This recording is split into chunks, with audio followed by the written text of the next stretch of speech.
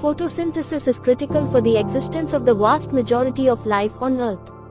It is the way in which virtually all energy in the biosphere becomes available to living things. As primary producers, photosynthetic organisms form the base of Earth's food webs and are consumed directly or indirectly by all higher life forms. Additionally, almost all the oxygen in the atmosphere is due to the process of photosynthesis.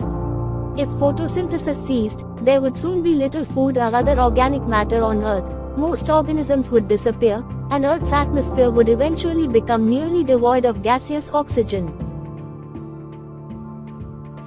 The process of photosynthesis is commonly written as 6CO2 plus 6H2O, right pointing arrow C6H12O6 plus 6O2. This means that the reactants, 6 carbon dioxide molecules and 6 water molecules, are converted by light energy captured by chlorophyll, implied by the arrow, into a sugar molecule and 6 oxygen molecules, the products.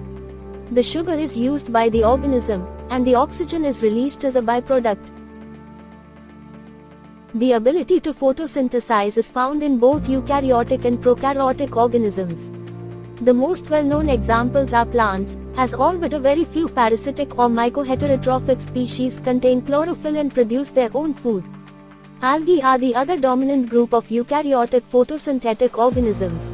All algae, which include massive kelps and microscopic diatoms, are important primary producers. Cyanobacteria and certain sulfur bacteria are photosynthetic prokaryotes, in whom photosynthesis evolved. No animals are thought to be independently capable of photosynthesis, though the emerald green sea slug can temporarily incorporate algae chloroplasts in its body for food production. Photosynthesis, the process by which green plants and certain other organisms transform light energy into chemical energy.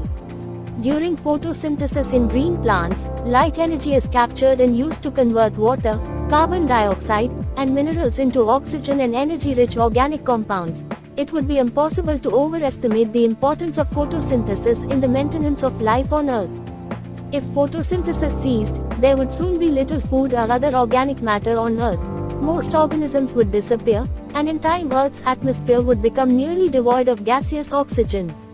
The only organisms able to exist under such conditions would be the chemosynthetic bacteria, which can utilize the chemical energy of certain inorganic compounds and thus are not dependent on the conversion of light energy.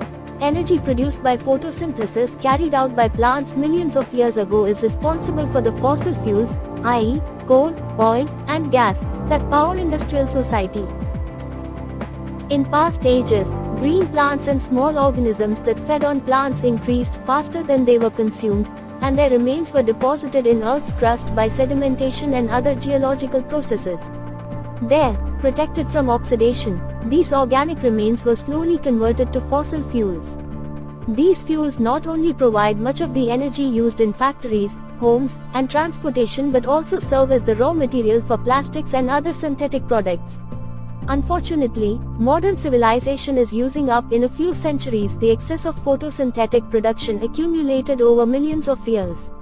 Consequently, the carbon dioxide that has been removed from the air to make carbohydrates in photosynthesis over millions of years is being returned at an incredibly rapid rate. The carbon dioxide concentration in Earth's atmosphere is rising the fastest it ever has in Earth's history, and this phenomenon is expected to have major implications on Earth's climate. Requirements for food, materials, and energy in a world where human population is rapidly growing have created a need to increase both the amount of photosynthesis and the efficiency of converting photosynthetic output into products useful to people. One response to those needs, the so-called Green Revolution, begun in the mid-20th century, achieved enormous improvements in agricultural yield through the use of chemical fertilizer, pest and plant disease control, plant breeding, and mechanized tilling, harvesting, and crop processing. This effort limited severe famines to a few areas of the world despite rapid population growth, but it did not eliminate widespread malnutrition.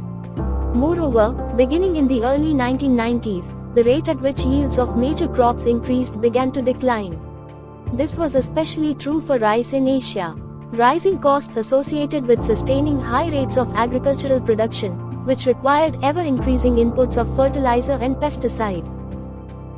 Constant development of new plant varieties also became problematic for farmers in many countries.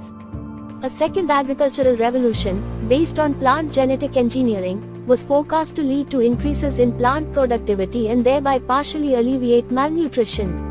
Since the 1970s, molecular biologists have possessed the means to alter a plant's genetic material, deoxyribonucleic acid, or DNA, with the aim of achieving improvements in disease and drought resistance, product yield and quality, frost hardiness, and other desirable properties. However, such traits are inherently complex, and the process of making changes to crop plants through genetic engineering has turned out to be more complicated than anticipated. In the future, such genetic engineering may result in improvements in the process of photosynthesis, but by the first decades of the 21st century, it had yet to demonstrate that it could dramatically increase crop yields.